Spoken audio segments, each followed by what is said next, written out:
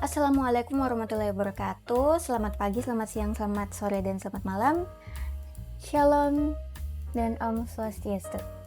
Perkenalkan lagi, nama gue Anjarwati. Saya mahasiswa STIMIK Pusat Nabili di Sanoba, dan kali ini video yang saya buat adalah day one hari pertama saya magang. Dan mungkin sebelum masuk ke storytelling cerita pengalaman hari pertama magangku, mungkin saya mau jelaskan konsep magangnya dulu, guys. Jadi, di mana ya filenya? Oh, di sini. Saya sudah buka. Wait. Nah, ini dia.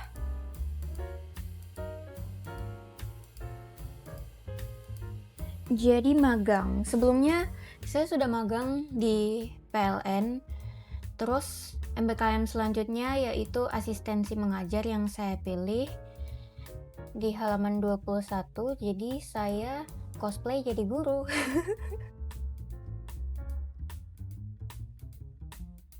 Ya, ini lewat karena ini sudah. Dan di halaman 21. Nah, ini dia. MBKM asistensi mengajar. Saya saat ini melaksanakan MBKM asistensi mengajar sebanyak 10 SKS, dan sisanya dilakukan di kampus. Lebih tepatnya SKS sisanya pokoknya materi sih. Jadi 10 SKS MBKM dan sisanya materi di kampus. Jadi dalam asistensi mengajar ini akan dikonversikan ke mata kuliah arsitek. Oh, ada motor. Oke, jadi akan dikonversikan ke mata kuliah arsitektur komputer sebanyak 4 SKS, matematika lanjutan, dasar teknik komputer lanjutan. Terus tujuannya adalah untuk memberikan kesempatan bagi mahasiswa yang memiliki minat dalam bidang pendidikan untuk turut serta mengajarkan dan memperdalam ilmu. Terus bisa membantu meningkatkan pemerataan kualitas pendidikan. Nah, ini mekanisme pelaksanaannya.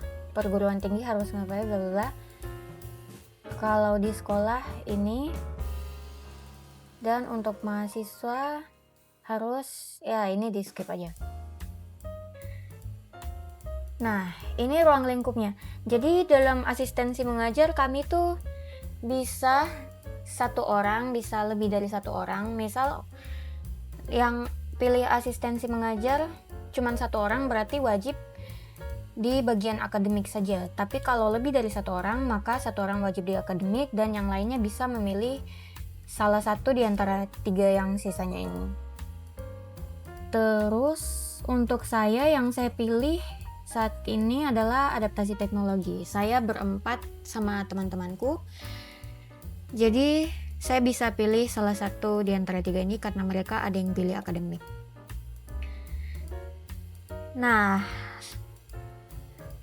untuk poin nomor 2-nya, adaptasi teknologi dan pembelajaran, itu maksudnya saya harus mendigitalisasi bahan ajar, membuat media pembelajaran, terus digitalisasi asesmen pelajaran, instrumen penilaiannya. Oh my god, ini otak saya nggak nyampe. Insya Allah bisa. Terus ngisi konten pada sistem pengelolaan pembelajaran daring. Oh my god. Dan implementasi lainnya dan teknologi pembelajaran. Oke, ini saya harus adaptasi dulu dengan sekolahnya karena jujurly tidak segampang itu ternyata, guys. Ya, pokoknya ini adalah tugas utamaku dalam kegiatan asistensi mengajar ini. Dan ini akan kita follow up dalam konten-konten kita selanjutnya. Mungkin saya bikin playlist khusus untuk video asistensi mengajar, kayaknya asik sih.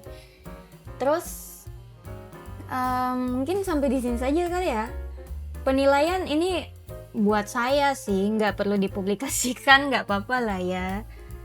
Oke, jadi ini adalah job desk saya untuk video saya ke depannya dan kegiatan-kegiatan saya yang akan saya storytellingkan di channel ini. Dan oke, kita akan masuk ke dalam cerita-cerita. Sebenarnya jujur saya masih bingung nanti layar yang mau ditampilkan di video ini bagaimana, tapi kayaknya cukup nanti saya edit aja.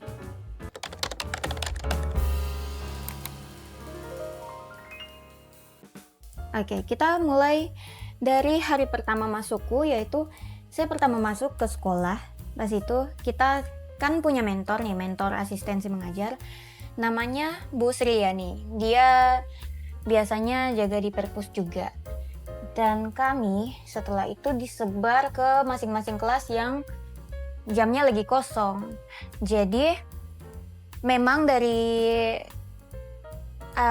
mekanisme asistensi mengajar itu kita punya tugas kita masing-masing. Yang tadi saya pilih nomor 2, tapi kita menyesuaikan dengan kondisi sekolah, di mana sekolah mengatur kita akan diposisikan di mana.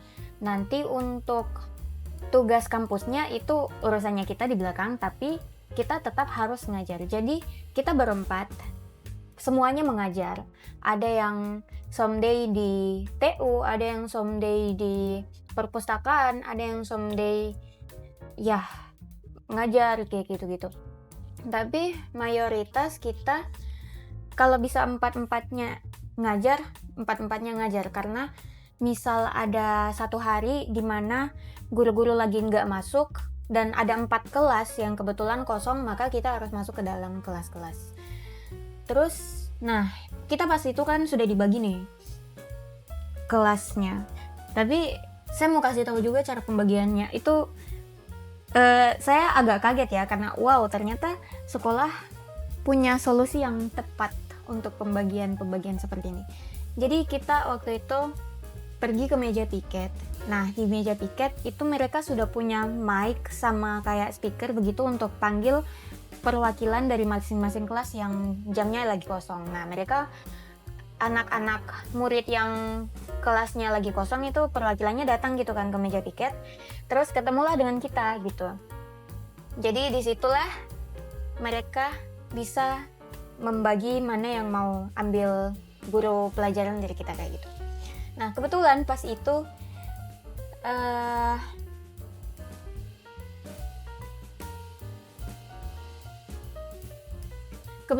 itu saya ditempatkan di kelas 8A. Teman-teman yang lain tuh ada yang di perpus, ada yang di kelas. Pokoknya karena saya masuk kelas, pas pertama banget kita berempat deh waktu itu, semuanya empat-empatnya masuk ke kelas. Dan saya pas mengajar ternyata bikin sakit kepala pas udah siang. Serius. Jadi first time pokoknya di meja piket kayak Ibu Yani bilang, ini siapa yang mau di kelas 8A gitu. Terus tiba-tiba pokoknya ada anak murid yang dia kan anak kelas 8A, dia bilang, wah ada motor lagi. Nah dia kan anak kelas 8A, dia bilang, sini sama saya nanti saya antar ibu gitu. Terus saya ngajukan diri kayak, saya kah gitu. Terus udah disetujui dan pergilah saya ke kelas tersebut. Saya tuh bayangkan saya dari meja piket yang bergerombol sama teman-temanku bareng-bareng kan, tiba-tiba ikut sama si adek ini yang perwakilan kelas 8A kan. Itu tuh rasanya kayak ninggalin rumah, kayak tidak, aku takut kayak gitu.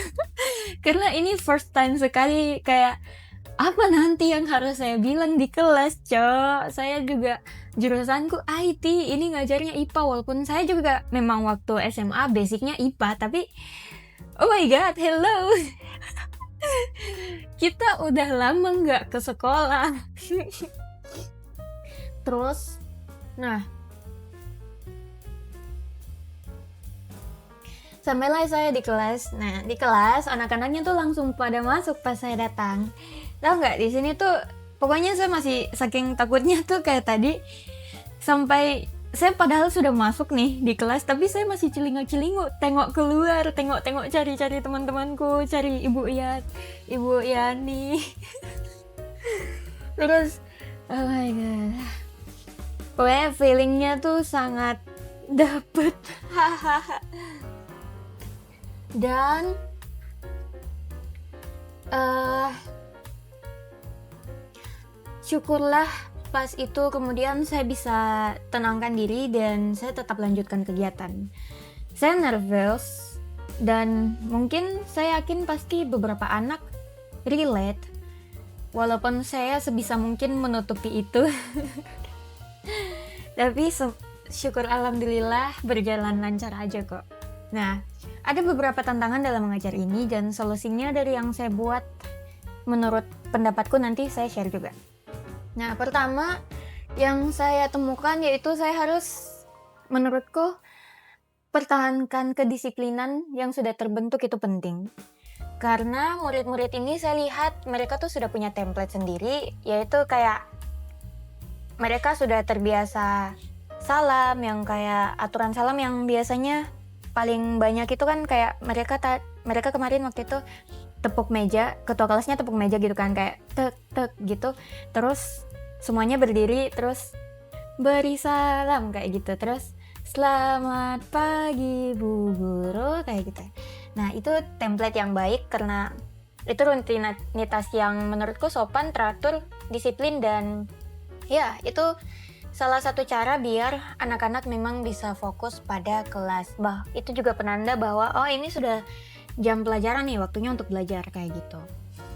Terus saya masuk itu saya bisa lihat sebagian dari mereka tuh punya kesadaran sendiri yang mereka tuh sudah tahu kalau mereka tuh harus mendengarkan guru bicara. Cuman memang sih ada beberapa yang belum bisa tenang, kayak saya rasa di sini tuh saya harus bisa ngerti cara supaya mereka yang nggak disiplin ini, mereka tuh bisa tahu pentingnya belajar tuh apa. Tapi saya juga harus tetap hargai mereka-mereka yang lain yang memang dari awal sudah disiplin, karena itu juga patut diapresiasi. Saya merasa nggak boleh mengabaikan satu orang pun, seperti itu, sebisaku. Ini PR sih untuk ke depan, untuk bisa membiasakan hal-hal tersebut. Gimana nih kira-kira? Dan penerapan teknologinya di sini di part bagian mananya nih? Anjay, selebeu anak IT. Terus kemudian saya juga melihat tantangan mengajarnya, yaitu harus kontrol terhadap kompetensi yang sehat. Karena murid-murid pasti di sini saya perhatikan suka dengan kompetensi. Secara natural mereka suka. Apalagi kan sistem mengajar di sekolah memang ada namanya nilai, penilaian dan sebagainya untuk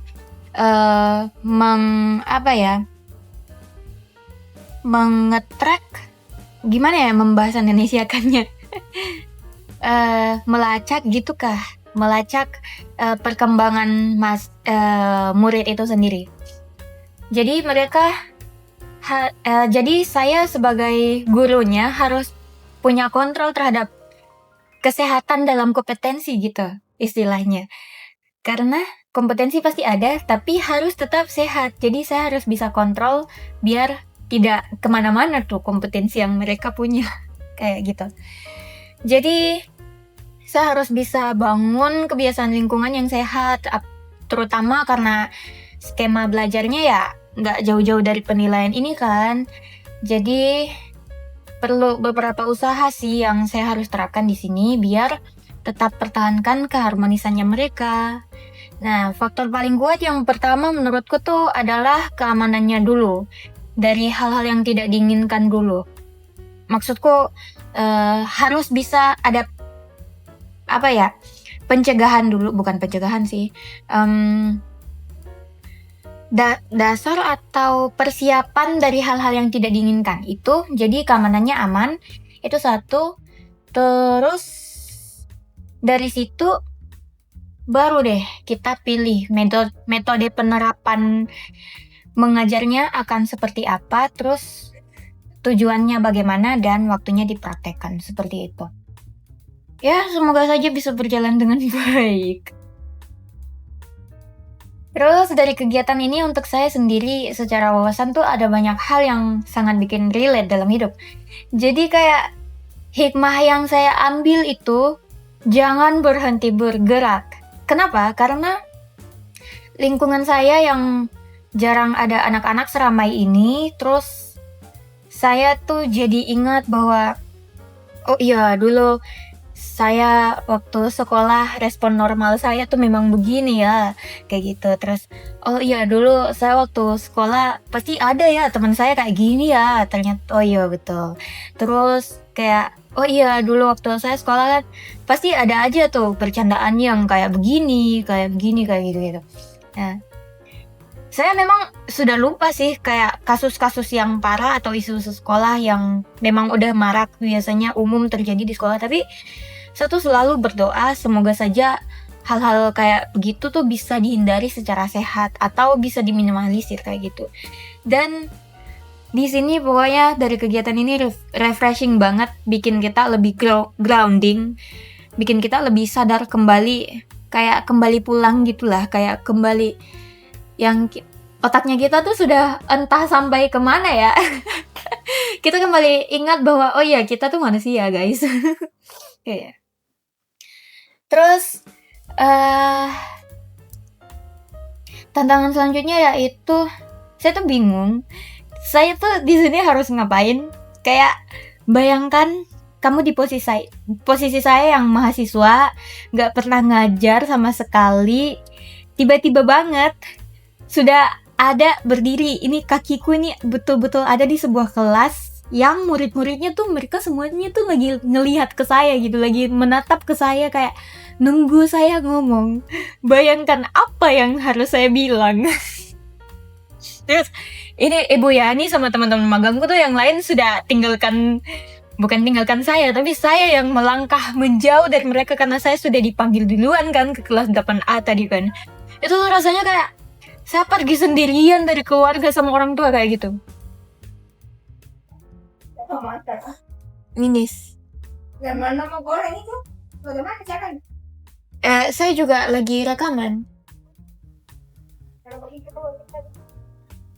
Tunggu Palembang, Mama. Ma.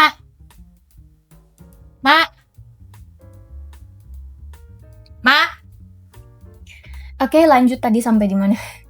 Nah, jadi di situ saya takutnya masih ada, jadi saya tarik napas. Oke, saya start dari perkenalan dulu. Habis perkenalan, ya kami ambil buku pelajaran IPA dari perpus, terus bagi ke anak-anak. Nah, tugasnya mereka yang terakhir tuh kebetulan mereka tugasnya sebutkan perbedaan dari sel hewan dan sel tumbuhan. Bayangkan, anak IT sehari-hari lihat komputer, freelance di statistik, sehari-hari lihat data. Tiba-tiba banget sel tumbuhan.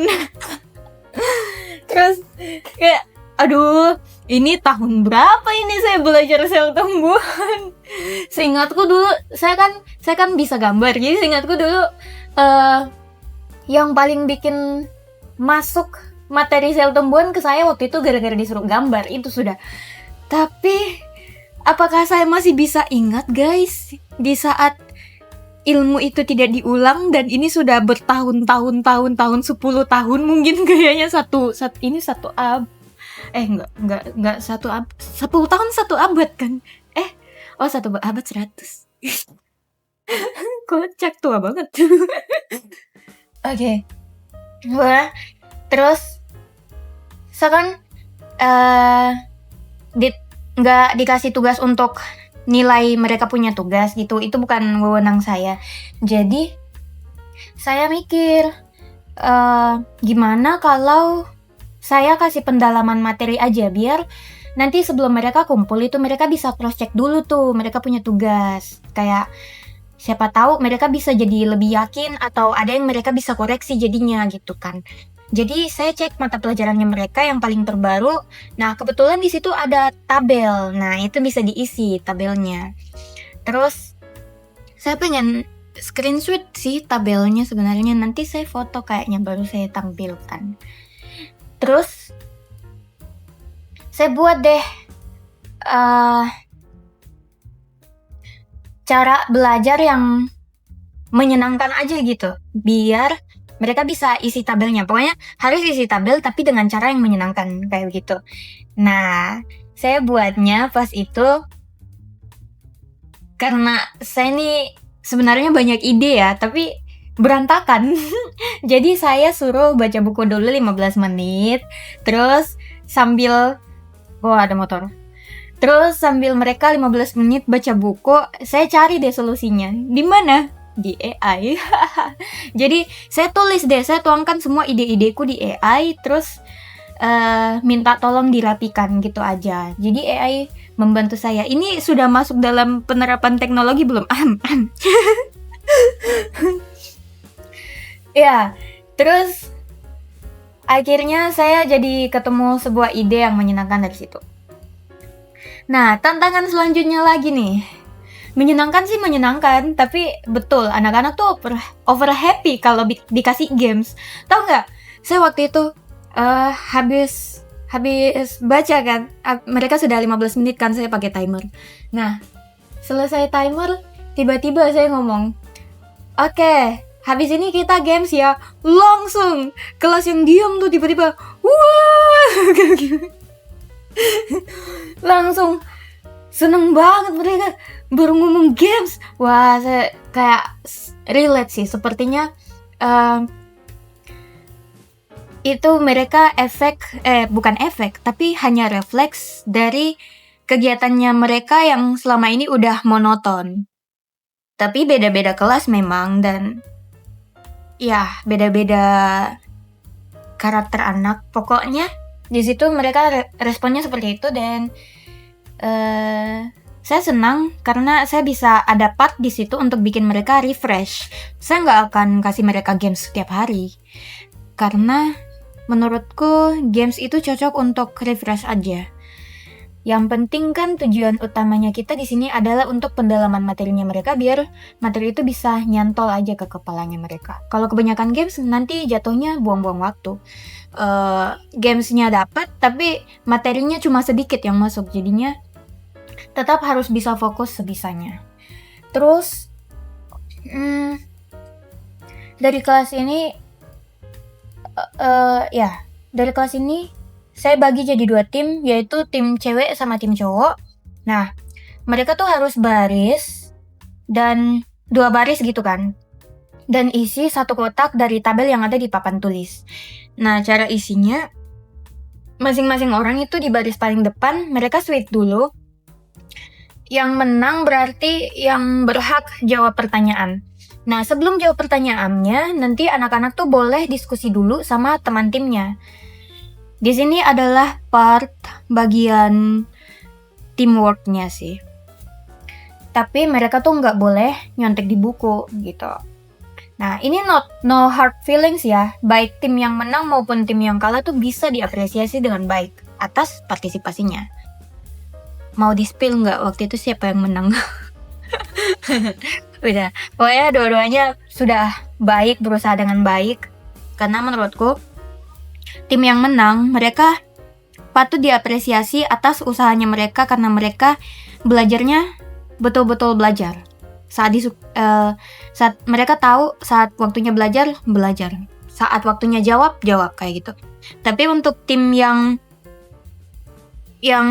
tidak menang, mereka sudah berusaha belajar, tapi mungkin ada kendala dalam proses belajarnya mereka, sehingga kadang-kadang secara natural ada beberapa orang yang kayak buka buku, melanggar aturan gitu. Tapi setelah ditegur, mereka berusaha tidak melakukan itu lagi. Jadi itu part belajar juga sebenarnya dalam diri mereka, bahwa sebenarnya nggak apa-apa kok kalau saya nggak curang, karena juga nggak terjadi apa-apa ke depannya. Yang penting kan saat saya ditegur, saya tidak melakukan lagi. Itu adalah part belajar dimana mereka bisa tahu pentingnya mendengarkan saat sudah ditegur.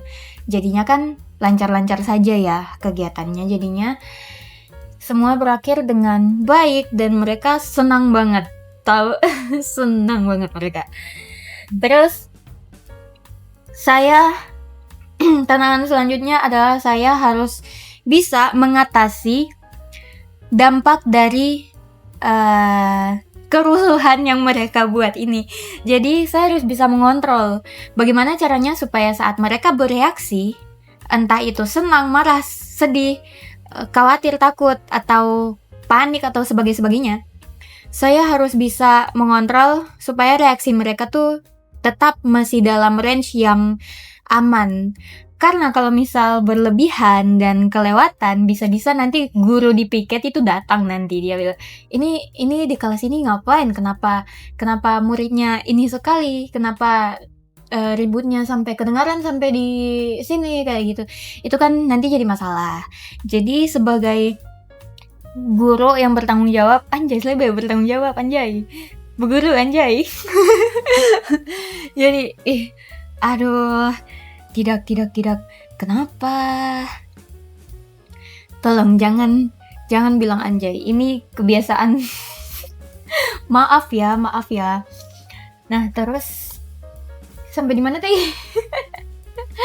Terus tantangan selanjutnya adalah mungkin untuk besok itu motor lagi lewat ini. Mungkin untuk besoknya itu saya jangan sampai lupa absen kali ya. Oh my god, ini motor-motor. Ya Allah, semoga ada rezekiku supaya bisa beli ini. Biar di kamarku tuh bisa teredam suaranya. Biar suara motor nggak masuk ya. Tadi sampai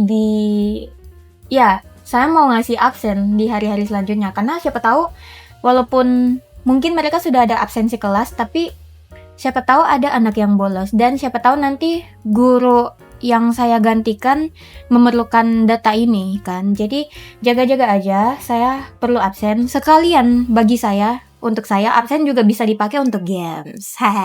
Saya anak games banget ini. Kayaknya ini sudah melekat di dalam jiwaku dan menjadi ciri khas yang sangat-sangat khas seorang Anjarwati nih, ibu guru Anjar.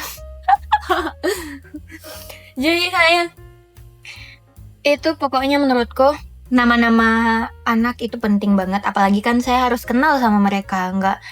Nggak baik kan, nggak etis kan kalau saya ngajar tapi nggak pakai hati, kayak cuman ngajar gitu aja, terus saya nggak mau kenalan sama mereka. Saya nggak maksud sombong kayak gitu, tapi saya harus tahu, saya harus kenal betul-betul, saya harus jiwai dan dalami. Kayak gitu. Jadi absen itu juga media untuk saya bisa belajar. Mereka punya saya bisa kenal sama mereka. Oke. Jujur Li, pas itu ada nih temanku sudah kepengen pulang sama saya juga, karena memang sudah capek kita semua. Terus ada juga teman-temanku yang ngajarnya tuh auranya tuh memang sudah guru banget. Terus ada juga malahan yang ngajarnya tuh ada part dimana dia bingung nih mau ajar apa, dan semua itu memang saya rasakan juga selama mengajar ini suatu hari ini. Bahkan lucu sekali mereka, pokoknya murid-murid ini random.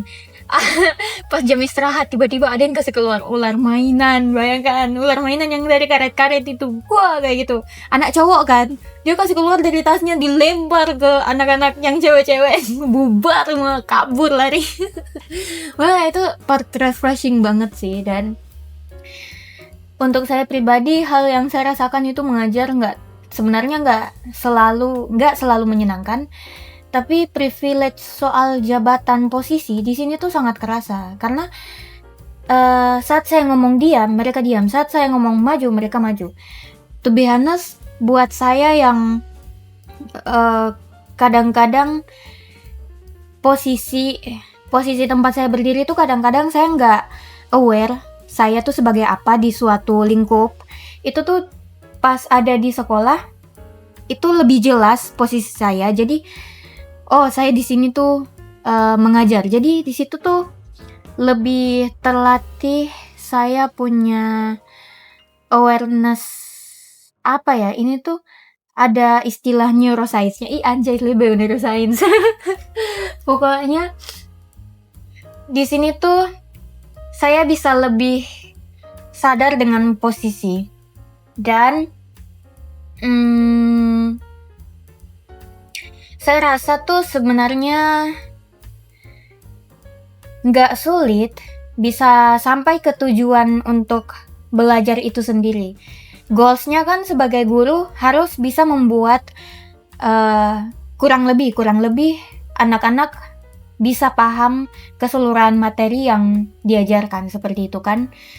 Nah, yang sulit itu tuh cari jalan ke tujuan itu, karena yang membuat mudah adalah struktur yang sudah terbuat, yaitu posisi masing-masing sebagai guru, sebagai murid kayak gitu.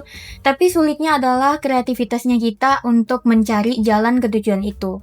Bagaimana kita mengatasi kendala terhadap diri kita sendiri saat proses mengajar, dan juga bagaimana mengarahkan dampak yang di luar